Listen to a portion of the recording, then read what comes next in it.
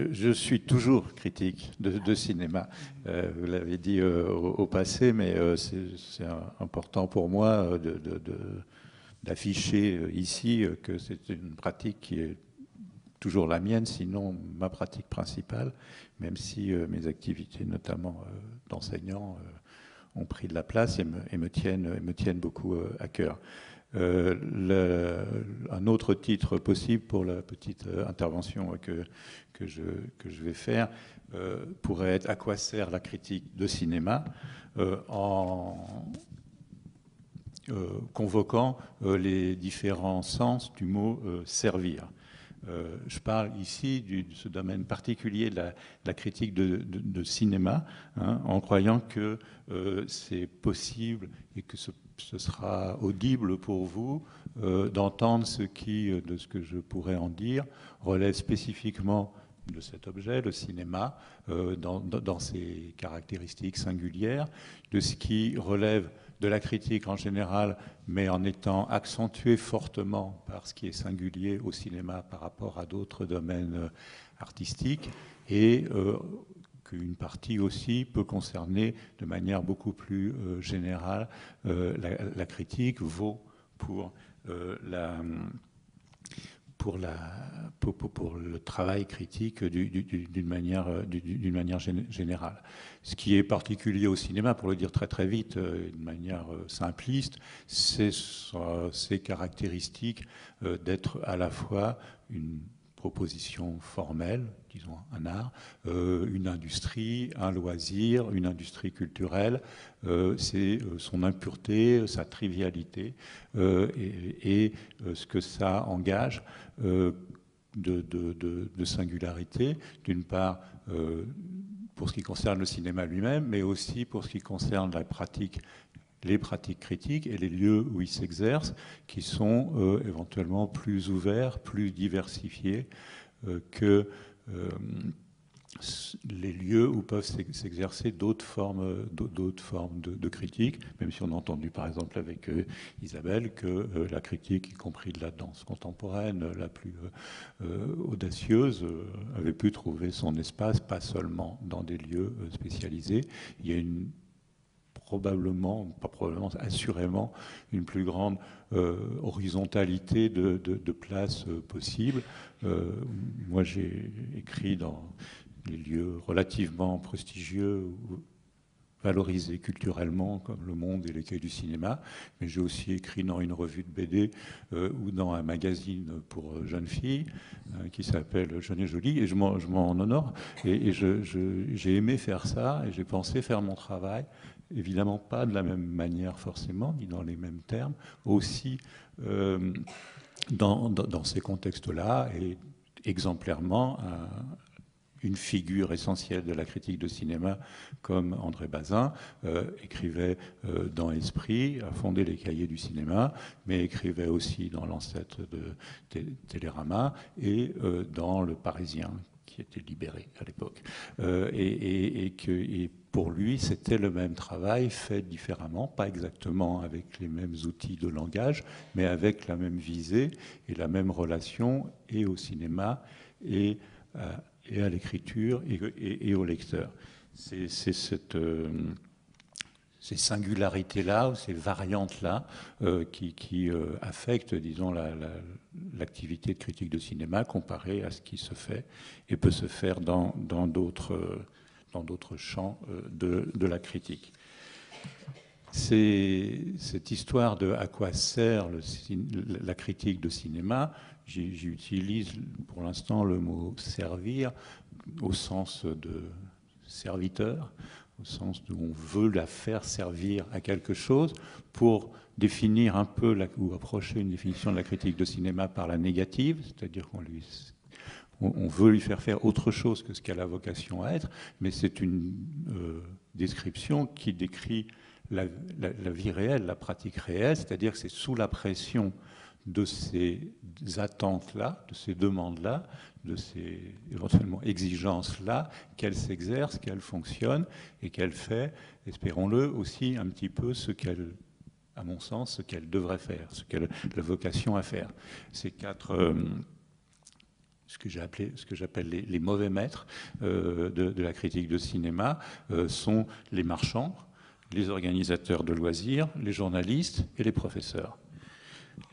Les marchands, ce sont les gens qui considèrent la critique de cinéma comme un auxiliaire de la publicité, un auxiliaire qui peut être tout à fait secondaire ou plus important selon que ces gens-là, les marchands, disposent de ressources et par ailleurs pour avoir de la vraie publicité ou pas.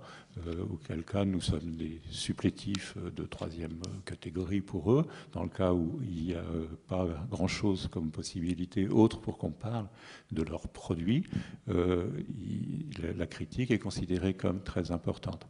Je voudrais dire très clairement que je n'emploie pas le mot marchand, ni même à ce moment précis le mot produit de manière péjorative.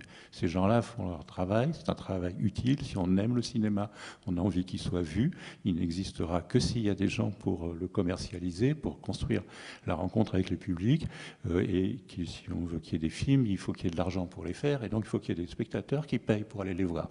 Donc, je ne suis pas du tout dans un régime méprisant où c'est juste de dire ces gens-là font autre chose, ont une autre attente, ont une autre visée que celle de la critique. Et cette visée nous est utile, à nous, les critiques de cinéma, parce qu'ils mettent en place tout un tas de dispositifs dont nous nous servons pour voir les films dans de bonnes conditions, éventuellement avoir accès à ceux qui les font. Ils le font pour leur visée à eux, une visée promotionnelle. Nous en emparons et soit jouons le jeu qu'ils veulent nous faire faire. Et quand je dis ils veulent nous faire le faire, par contre, et là ça peut devenir vite plus polémique ou péjoratif, ça passe aussi par de la pression sur les directeurs de journaux et sur qu'est-ce qu'on va écrire et comment on va parler des films. Les enjeux financiers existent et sont plus visibles, plus actifs dans le champ du cinéma que dans d'autres champs artistiques, même si, bien entendu, ils y sont aussi présents. Et qu'il y a donc ce processus-là. Je vais faire un aparté sur cette question-là parce qu'elle est importante, y compris dans la formulation de ce colloque sur la création de valeur, sur la création, pardon, sur le rapport à la création. Cet aparté, c'est pour dire, bon, la critique n'est pas faite pour envoyer les gens voir des films. Elle n'est pas un agent publicitaire. Mais ça n'empêche pas qu'elle le fait aussi. Elle le fait aussi, et ça fait des choses. Ça fait des choses au champ artistique, artistico-industrialo, commercialo, de loisirs, dont on parle ici, le cinéma. Ça le transforme.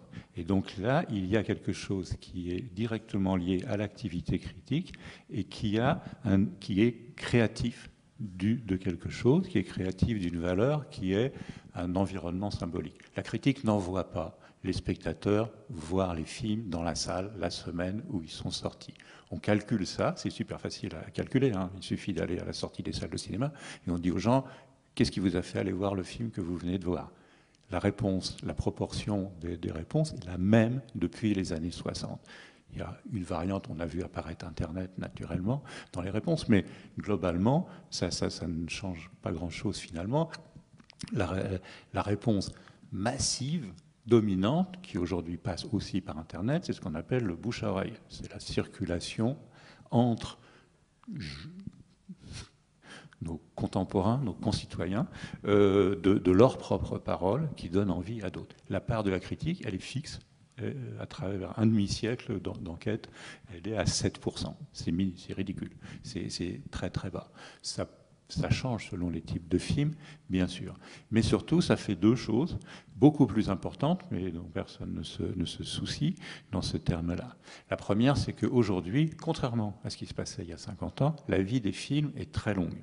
Un film, il sort dans la salle de cinéma de son pays, et puis après, il va sortir plus ou moins, un petit peu, ou plus dans le monde entier, et puis il va passer dans des télévisions, puis il va être édité en DVD, puis il va être en VOD, et puis il va être acheté par des chaînes câblées au Brésil, en Islande, n'importe où. C'est une vie presque sans fin, la vie des films, qui passe par une chaîne indescriptible, littéralement indescriptible, de décisions successives de gens, donc de décideurs, qui vont choisir celui-ci plutôt que celui-là face à une offre gigantesque. Par rapport à ça, l'onction critique, la considération critique joue un rôle décisif et va modifier l'existence et la pérennité de circulation de certains objets, de certaines œuvres, et pas d'autres. Et là, la critique, sur le long terme, de ce point de vue-là, elle a un poids et une efficace. Et le deuxième fonction, c'est que ce qui va se passer autour du travail critique sur des films, et en particulier, bien sûr, sur des premiers films ou des films disons, sortant des sentiers déjà très très repérés, très très médiatisés et très très soutenus par la publicité commerciale classique, va affecter la vie et l'existence des artistes, des gens qui les font, et leur avenir. La critique ne fera pas, de manière absolument exceptionnelle, le succès commercial d'un premier film audacieux, mais qui est dans les marges. Mais quelqu'un qui néanmoins aura bénéficié d'une attention critique, d'un travail critique à la fois assez approfondi et assez large dans ces lieux d'expression, puisqu'il y a fort heureusement, notamment en France, encore beaucoup d'endroits où peut s'exprimer la parole critique, ça va changer la vie du réalisateur, ça va changer éventuellement la vie de ses collaborateurs artistiques, et ça va modifier sa possibilité de retourner voir des interlocuteurs, des producteurs, des gens comme ça, en disant ouais, d'accord, le premier film n'a pas marché, mais et les gens en face, et donc il y a des effets, et pour moi il y a une idée de création du travail critique à ce niveau-là, ça fait quelque chose, ça produit quelque chose qui est lié à cette activité, et ça produit de la valeur symbolique, tout simplement. Ça produit de la valeur symbolique, je dirais même, c'est un sujet gigantesque en soi, qui dévie un petit peu, mais pas complètement. Ça l'a produit pour les œuvres. Là, j'ai parlé en termes d'objets, films et de personnes, mais je dirais que ça le produit aussi pour le cinéma. En général, qui a plus que les autres domaines le besoin jamais fini, jamais épuisé, d'être réaffirmé comme un enjeu artistique et culturel, puisque c'est son honneur, son bonheur et sa plaie, il est toujours en situation d'être considéré comme pas de l'art, pas de la culture. Et si le cinéma, et ça a des effets très concrets, hein, je parle de choses tout à fait pratiques, si le cinéma a été leader, par exemple, pour aller discuter de réglementation, y compris au niveau européen, au niveau de l'Organisation mondiale du commerce, sur l'exception culturelle ou sur des choses comme ça, c'est parce qu'il était accompagné d'une aura culturelle qui est entretenue chaque matin dans le journal, sur des sites internet, dans les revues, qui vient redire ici joue là quelque chose de plus qu'un produit commercial classique, si tant est qu'existe un produit commercial classique, mais ce serait une autre discussion. Et donc, il y a ce travail conséquent, considérable, d'une sorte d'une création de valeur symbolique qui a, encore une fois, des effets. Deuxième mauvais maître du cinéma, différent, même si ça se confond en partie, c'est ce que j'appelle les organisateurs de loisirs, et c'est l'idée de la critique comme un service. Dans la critique de cinéma en particulier, ça se manifeste de manière très claire, vous fréquentez tout ça, et vous vous en servez, qui c'est, on met des petites étoiles, on met des petits cœurs, on met une signalétique extrêmement créative, des nuages avec des éclairs qui en sortent, des bonshommes qui rient et qui pleurent, vous savez très bien de quoi je parle, et qui se substituent au travail critique pour faire du conseil au consommateur. Ce n'est pas mal, le conseil au consommateur non plus. C'est dire aux gens, allez plutôt voir ce truc-là. C'est tenir les films dans la même relation qu'un frigidaire ou une voiture, où on peut faire une liste de qu'est-ce qu'on attend de cet objet-là, quels sont les services qu'il doit rendre, et puis on coche, hein, c'est, je sais pas, le guide de la FNAC, c'est fait comme ça. Et il y a toute une demande massive, y compris une grande partie du public, que la critique serve à ça, qui est un dévoiement lourd, puissant, pesant, et qui abîme les possibilités et les ressources de l'activité critique telle qu'elle-même. Le troisième mauvais maître de la critique, la troisième pesanteur qui s'exerce de manière très puissante sur elle, ce sont les journalistes. Les critiques paraissent et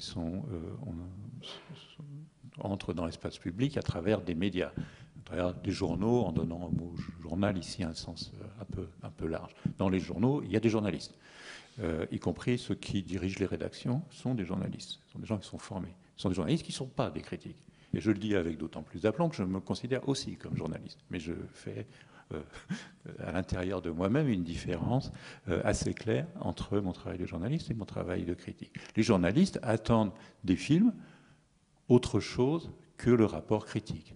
Pour eux, les films, c'est l'occasion de parler du sujet du film. C'est l'occasion parce que ça s'occupe d'une thématique qui compte, qui intéresse les gens, et il faut en parler dans ces termes-là. Ou bien, les films, c'est l'occasion, c'est intéressant parce qu'il se passe quelque chose autour de tel ou tel film. Tout d'un coup, un truc complètement inattendu fait 5 millions de spectateurs, donc il y a un phénomène de société. Le phénomène de société, c'est ce qui intéresse les journalistes, pas les œuvres. Et donc il y a une tension très forte et très vécue, j'en parle comme un témoignage personnel, ayant et continuant de travailler à l'intérieur d'une rédaction, entre ce qu'on attend des gens qui sont en charge d'écrire sur les films et ce que tend à faire le critique en tant que critique. C'est une pression extrêmement active et constante. Et quatrièmement, donc, les professeurs, l'université, là aussi, je le dis bien évidemment sans rien de péjoratif, je m'honore d'être aussi un professeur et de faire ça, mais il y a la transformation de la critique comme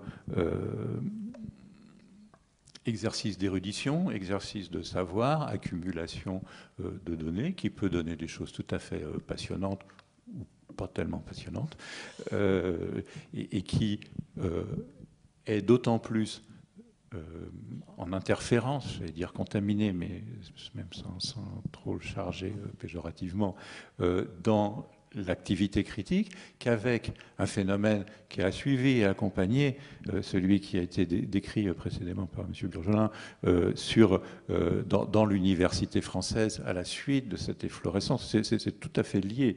Se sont développés en France les départements cinéma, les études cinématographiques, qui n'existaient pas. En 1950, il n'y en a pas. Même en 1960, il n'y en a encore pas. Et Vincennes va être exemplairement un lieu de déploiement de cette approche-là, à notre grande joie, à notre exultation. Enfin, le cinéma était reconnu comme un truc sérieux à l'université et tout ça. Le résultat, c'est que nous avons des jeunes critiques. Je le sais pour avoir dirigé une rédaction au Cahier du cinéma dont tous les membres avaient la moitié de mon âge, ils sortaient tous de départements universitaires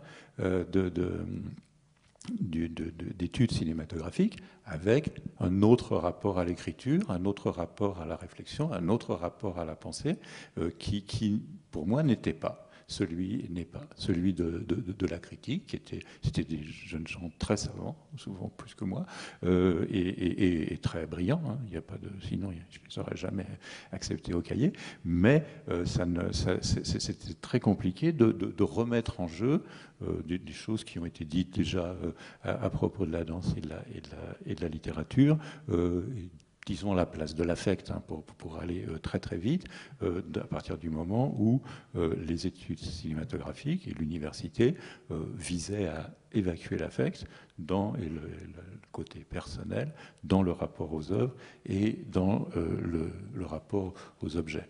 Par rapport à ça, très simplement, parce que on l'a déjà entendu, et si j'ai bien compris, ça a déjà été beaucoup dit hier aussi dans les interventions auxquelles je n'ai pas assisté, juste de dire que, à contrario, après avoir donc, parlé plus par la négative, la critique de cinéma, pour moi, engage cette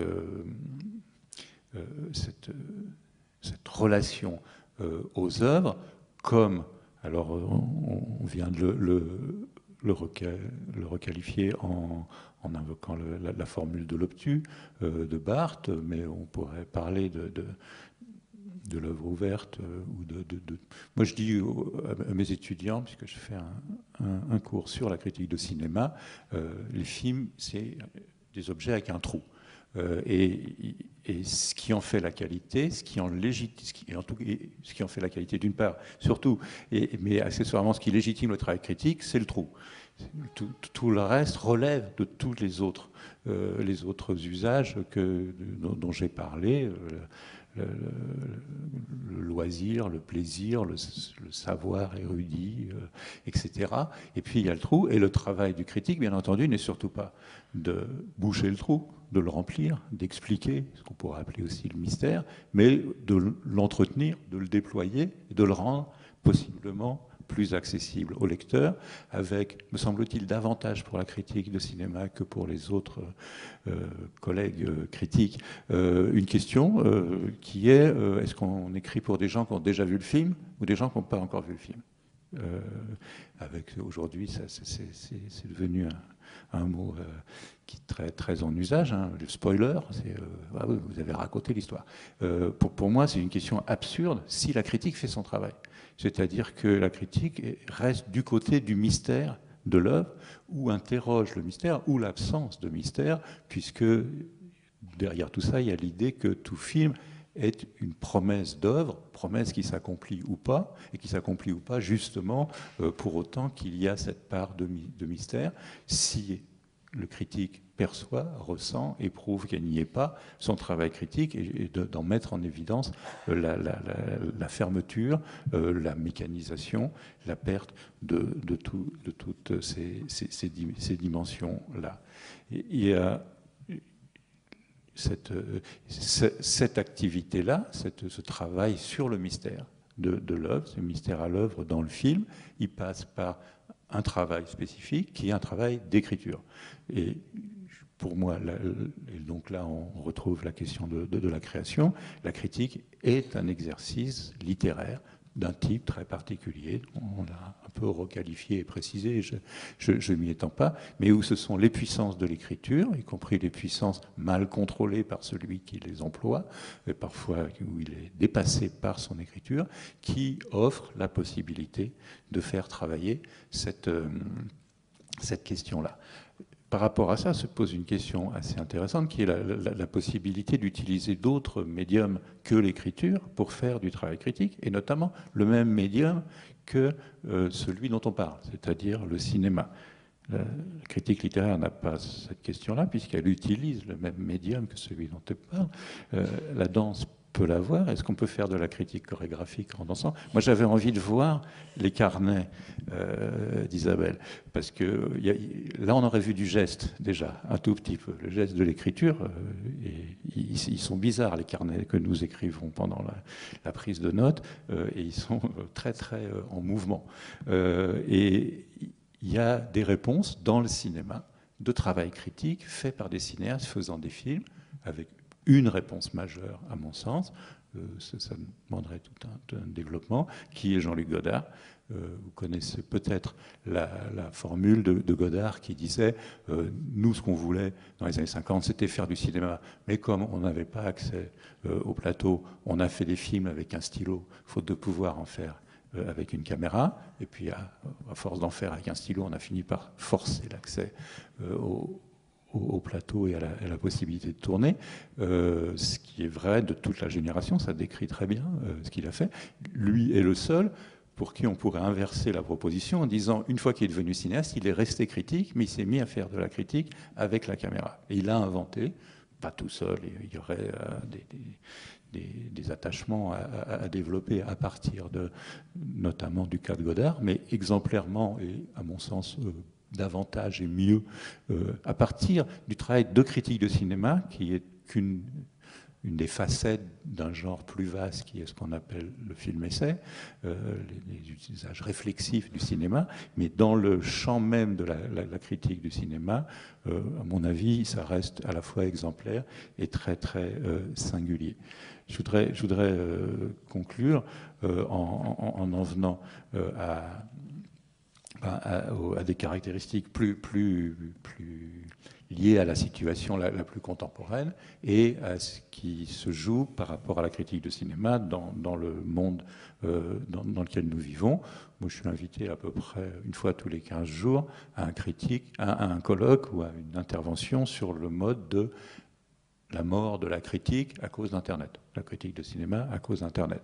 Pour moi, c'est exactement le contraire qui est en train de se passer, à condition, encore une fois, de rester exigeant sur le sens du mot critique.